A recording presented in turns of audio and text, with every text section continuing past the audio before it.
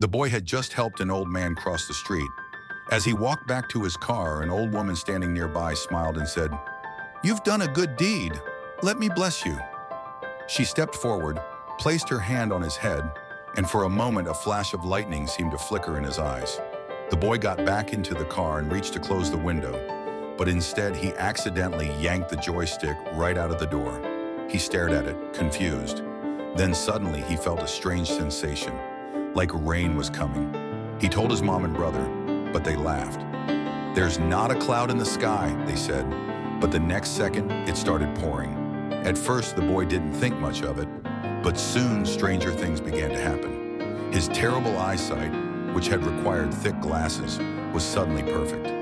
His classmate's bike had a bent wheel, and without thinking, he straightened it with his bare hands.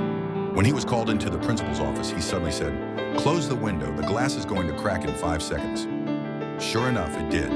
The boy started to realize that ever since the old woman had blessed him, strange things kept happening. He couldn't explain it, but he knew something had changed. One day, while shopping at the supermarket with his friends, he saw the old woman again. He ran up to her, desperate for answers. "What's happening to me?" he asked.